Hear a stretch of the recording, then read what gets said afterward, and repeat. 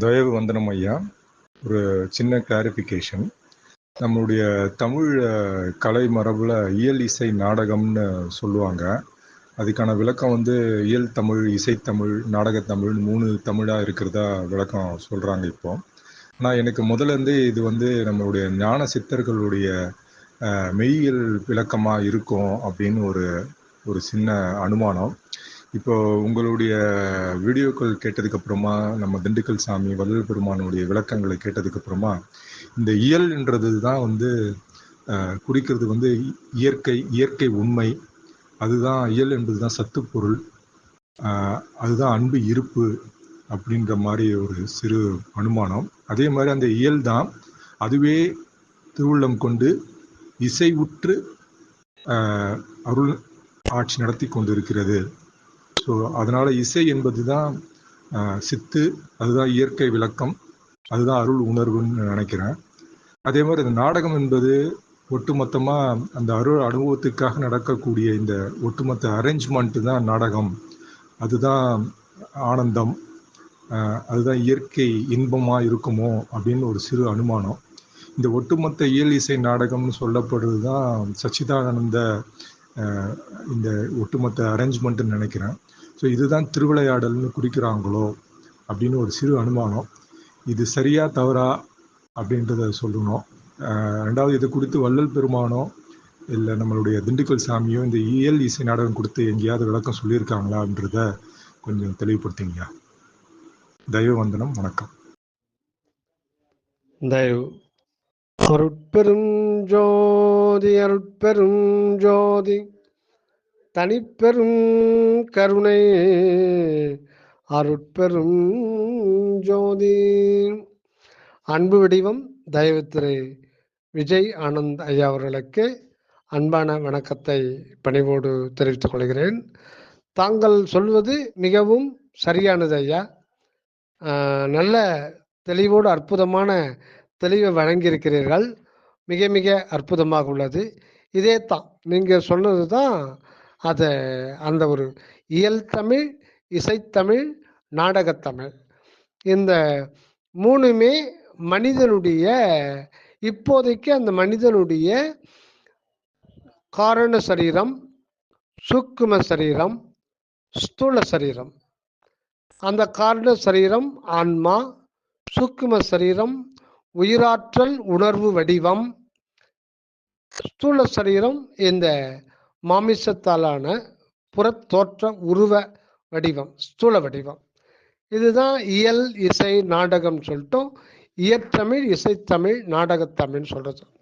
முதல்ல தமிழ் என்ற சொல்லே அந்த இறைவன் தன்னுடைய இயற்கை உண்மை, அந்த சத்து உண்மையை விளங்கச் செய்வதற்காக அவர் தன்னை ஆன்ம நிலையத்தில் அருவ சித்தி, அருவுருவ சித்தி, உருவ சித்தி, இந்த முத்தோற்றத்தோடு திரிதேக தோற்றத்தோடு வெளிப்படுகின்ற நிலைத்தான் அந்த இயல் தமிழ், இசைத்தமிழ், நாடகத்தமிழ். ஆக தமிழ் என்ற சொல்லே முழுக்க முழுக்க இறைவனை தான் குறிக்குது. அதுதான் வள்ளல் பெருமான் சுத்த சிவானுபூதியை லேசிலே தரவல்ல மொழி தமிழ் பாஷையாகும். ஆக இங்க தமிழே இறைவனே இங்க தமிழா வர்றார். மேலும் இது மட்டும் இல்லைங்க, இது மட்டும் இல்லை. அந்த தமிழ் என்ற சொல்லுக்கே வள்ளல் பெருமான் தமிழ் என்ற சொல்லுக்கு இட்ட உரை அப்படின்னு சொல்லிட்டு தனியாகவே எழுதியிருக்காங்க. அது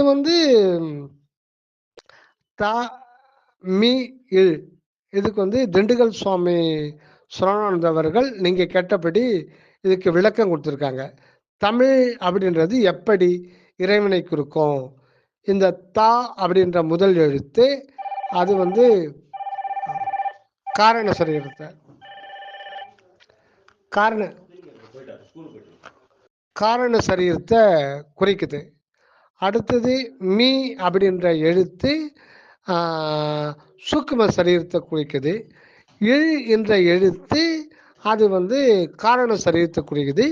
இது மனிதன் நிலையில இருக்கும்போது, இதுவே கடவுளுக்கு என்ன அனுபவம் ஆகுதுன்னா தான்றது சுத்த தேகமாகவும், மீன்றது பிரணவ தேகமாகவும், ஆம், என்றது ஞான ஆகாச வடிவமாகவும் ஞான தேகமாகவும் அவருக்கு அப்படிதான் அனுபவம். அந்த அனுபவத்தை தான் நாம் பெற்றுக்கொள்ள வேண்டும்.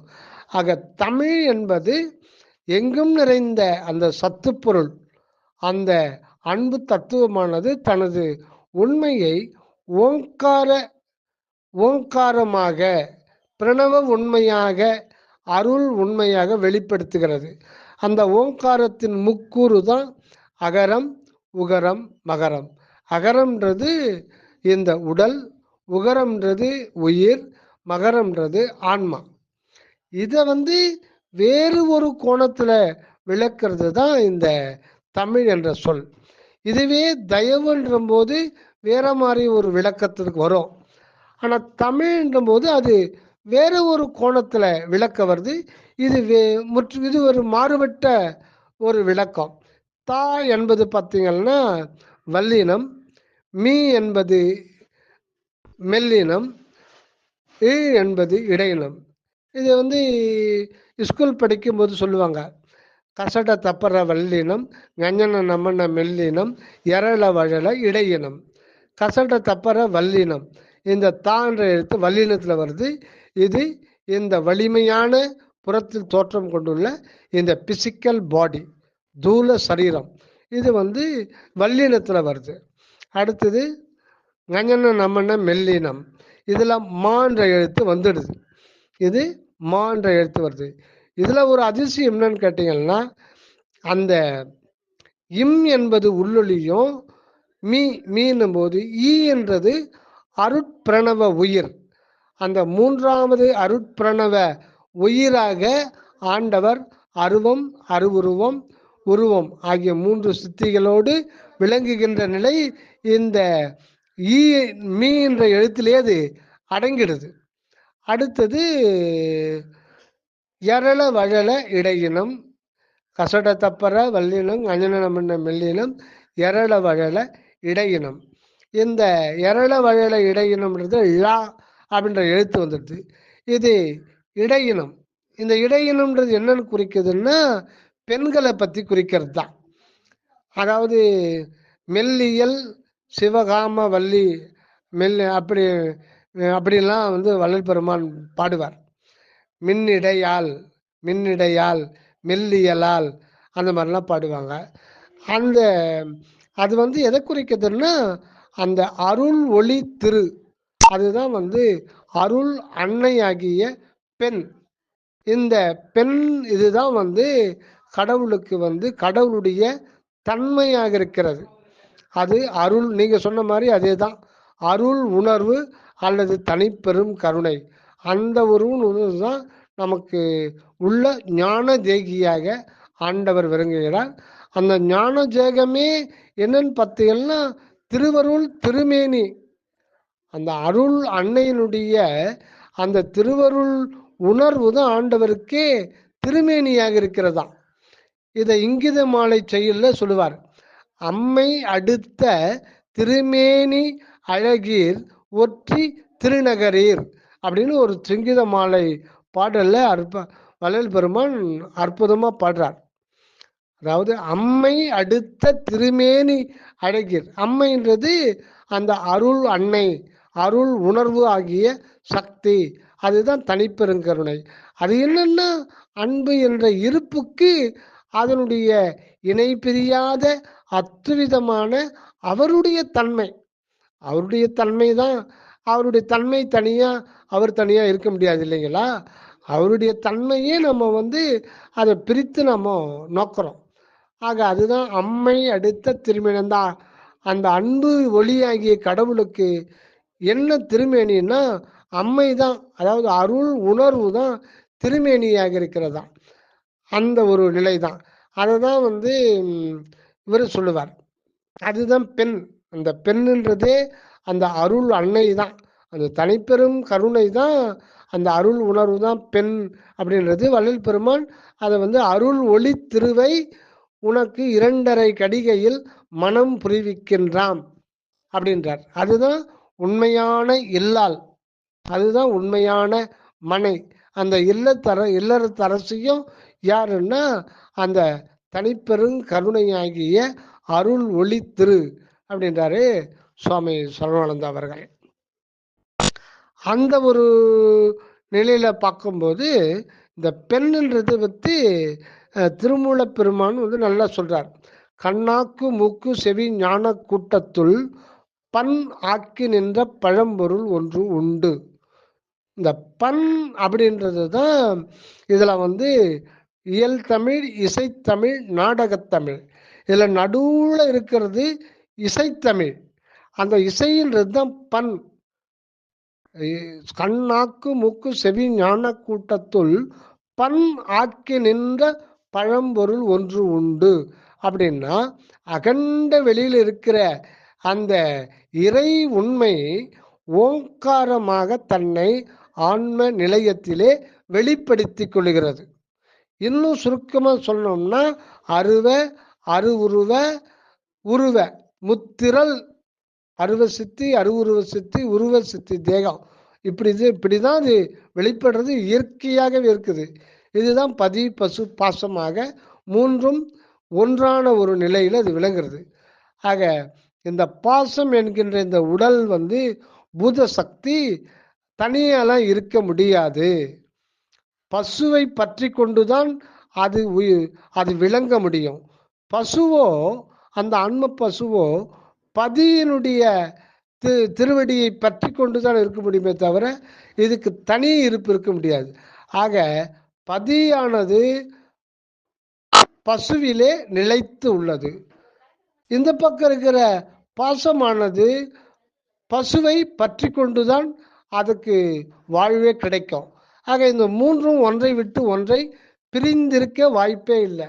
ஆக இங்கே இந்த பதியே இயல் தமிழாகவும் பசுவே இசைத்தமிழாகவும் பாசமே நாடகத்தமிழாகவும் இருக்கிறது இந்த ஒரு நிலை. இதை வந்து திருப்பி போட்டு வேற ஒரு கோணத்தில் சொல்றது தான் தமிழ். அதாவது இது எப்படி வருதுன்னா தமிழ் அந்த எழுத்துக்களை வந்து வல்லினம் மெல்லினம் இடையினம் அப்படின்னு சொல்லிட்டு பிரித்திருக்காங்க. அந்த நிலையில இருக்கும்போது தான்றது வல்லினத்தில் வருது, மீன்றது இதில் வருது மெல்லினத்தில் வருது, இழுன்றது இடையினத்தில் வருது. ஆக இதுதான் த மீ இழ். இந்த மூன்றுமே வந்து ஆண்டவருடைய ஞான தேகம், பிரணவ தேகம், சுத்த தேக நிலையை குறிக்கிறது தான். இதுதான் ஓங்காரமாய் ஆண்டவர் வெளிப்படுகின்ற உண்மையை உணர்த்த வந்தது தான் இந்த த மீ இழ். இதை வந்து அருணகிரிநாத பெருமான் அற்புதமான ஒரு விளக்கம் கொடுக்குறாரு. அந்த பாடலை மட்டும் நம்ம அதை ஒரு முறை பார்த்துட்டு நம்ம இதோட சத்விசாரத்தை நிறைவு செய்து கொள்வோம். அது என்ன பாடல்னா, இத்தரணி மீதினில் பிறவாதே, இத்தரணி மீதினில் பிறவாதே, எத்தரோடும் கூடி கலவாதே, எத்தரோடும் கூடி கலவாதே, முத்தமிழை ஓதி தளராதே, முத்தமிழை ஓதி தளராதே, முத்தியடியேனுக்கு அருள்வாயே, தத்துவமே ஞான குருநாதா, தத்துவமே ஞான குருநாதா, சத்தசுரூபா புத்தமுதோனே, நித்திய கிருதா நற்பெருவாழ்வே, நித்த ஜெகஜோதி பெருமாளே, நித்த ஜெகஜோதி பெருமாளே. இந்த பாடலுக்கு சுருக்கமான அர்த்தம் பார்ப்போம். இத்தரணி மீதினில் பிறவாதே, எத்தரோடும் கூடி கலவாதே. இதற்கு சுத்த சன்மார்க்கத்தினுடைய பொருள் என்னவாக இருக்கும் என்றால், அதாவது தரணி அப்படின்னா உலகம், பார், இந்த பார் உலகம், பாருனாலே இந்த மண்ணுலகம் தான். இந்த 5 பூதத்தில் இந்த மண்குரு அதிகமாக மிகுத்துள்ளது இந்த உடம்பு. ஆக இந்த உடம்பு என்பது மண்கூறு சம்பந்தப்பட்டது. ஆக இந்த மண்ணான தேகத்தையே நான் அப்படி நினைக்கிறது தான், அதுதான் பிறப்புக்கு இறப்புக்கும் இன்ப துன்ப விளைவுக்கும் எல்லாத்துக்கும் காரணமாகுது. ஆக இந்த தரணி என்று சொல்லப்படுகின்ற இந்த பார் ஆகிய மண்ணாலான இந்த சிற்பிரபஞ்சமாகிய உலகத்தை இந்த நான் என்று இந்த பௌதிக உடலை கொண்டு இருந்தால் அது பிறப்பு இறப்பு சுழற்சியில் இருந்து நாம் தப்ப முடியாது. ஆக இந்த மண்ணான உடலே நான் என்ற உணர்வு போக வேண்டும், மறுபடியும் அந்த நிலைக்கு இறங்கக்கூடாதுக்காக தான் இத்தரணி மீதனில் பிறவாதே எத்தரோடும் கூடி கலவாதே அப்படின்னா, இங்க 5 எத்தர்கள் இருக்கிறாங்க. கண்டு கெட்டு உண்டு உயிர்த்து உற்றறியும் ஐம்புலனும் ஒன்றொடி கண்ணே உள. ஆக இந்த பெண்ணாகி இந்த தேகத்துக்கு உள்ள 5 கல்வர்கள் இருக்கிறாங்க. அதுதான் இத்தரணி மீதில் பிறவாதே எத்தர். இவங்கெல்லாம் பைத்தியக்காரங்க அப்படின்ற மாதிரி, திருடர்கள், மயக்கி நம்மளை தீய நெறியில் செலுத்துபவர்கள். ஆக எத்தர்கள். அந்த எத்தரோடு கூடி கலவாதே முத்தமிழை ஓதி தளராதே. இங்கே தான் நீங்கள் சொன்ன அந்த முத்தமிழ். முத்தமிழ்னா 3 புத்தகத்தை வச்சுக்கிட்டு, ஒன்று உரைநடை பகுதி, இன்னொன்று செய்யுள் கொண்ட ஒரு புஸ்தகங்கள், அடுத்தது நாடகங்கள் எழுதப்பட்ட புத்தகங்கள், இதெல்லாம் வீட்டில் கொண்டாந்து வச்சுக்கிட்டு அதுக்கு நான் பூஜை போட்டு போற்றி கொண்டு புகழ்ந்து கொண்டு இருக்க முடியுமான்னா அது அல்ல அர்த்தம். அந்த ஆண்டவர் தான் அந்த உருவமாகவும் அருவுருவமாகவும் அருவமாகவும் இந்த முத்திரல் வண்ணத்தோடு உள்ளும் புறமும் விளங்குகின்ற தமிழ் என்ற 3 நிலைகள். இது உள்ளவும் இருக்கு, புறத்திலையும் இருக்கு, அந்த அண்டத்திலையும் இருக்கு, பிண்டத்துக்குள்ள ஆன்மாவிலையும் அந்த 3 நிலைகள் இருக்கிறது. ஆக இதை தான் சொல்றார். இந்த முத்தமிழாக ஆண்டவர் தன்னை ஓங்கார உண்மையாக வெளிப்படுத்தி இயற்கை விளக்கம் செய்து கொண்டிருத்தல் அவரது இயல்பு. அவருடைய இயல்பு தன்னைத்தானே விளக்கம் செய்தல் தான் கடவுளுடைய இயல்பு. அப்படி விளக்கம் செய்யவில்லை என்றால் அவருக்கு இயற்கை இன்பம் விளங்காது. இன்ப அனுபவம் இல்லாத போது கடவுள் இருந்தும் ஒன்றுதான், இல்லாததும் ஒன்றுதான். அவர் இருப்பதனாலே அவருக்கே பிரயோஜனம் இல்லை. ஆக இது எல்லாம் ஒரு மிகப்பெரிய திருவருளுடைய ஏற்பாடு தான் எல்லாமாய் விளங்கி கொண்டிருக்கிறது. ஆக இத்தரணி மீதில் பிறவாதே எத்தரோடும் கூடி கலவாதே முத்தமிழை ஓதி தளராதே முத்தி அடியனுக்கு அருள்வாயே.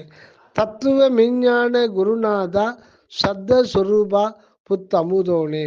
சத்த சொரூபம் அப்படின்னு ஏன் சொல்றாருன்னா, அதுவே ஓங்கார பிரணவத்தையே தான், பிரணவ நாதத்தை தான் சத்தம் சொல்றார்.